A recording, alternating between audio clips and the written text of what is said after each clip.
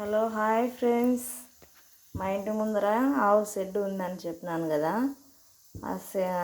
ఆ షెడ్ కాడ ఒక ఆవు ఈనింది. దానికి అంటే నేను జున్ను పాలు అడిగాను, జున్ను పాలు ఇచ్చారు. ఇప్పుడు ఎలా చేసుకోవాలని చూపిస్తాను ఫ్రెండ్స్. ఈ విధంగా కలుపుతూ ఉండాలి ఫ్రెండ్స్. కింద అడుగు అంటుతుంది, లేకపోతే ఇలాగే అడుగు అంటకుండా కలిపాలి ఫ్రెండ్స్.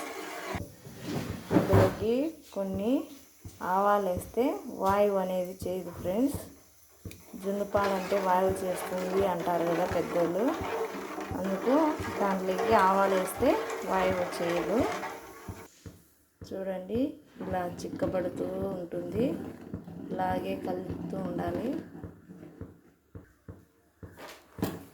ఇలాగా గడ్డలు గడ్డలుగా అవుతూ ఉంటుంది, కలుపుతూనే ఉండాలి. జున్ను పాలు కాంచేటప్పటికి హై ఫ్లేమ్లోనే ఉండాలి, అడుగంటకుండా కలుపుతూ ఉండాలి. చూడు, జున్ను రెడీ అవుతుంది. చూడండి, ఇంకా మనకు జున్ను రెడీ అయిపోయింది ఫ్రెండ్స్. ఇంకా దింపి చల్లార్చుకొని ఒక కాటన్ గుడ్డలో వేసి వడగొట్టేసుకొని పిండేసుకుంటే జున్ను రెడీ అయిపోయింది. చూడండి, బాగుంది.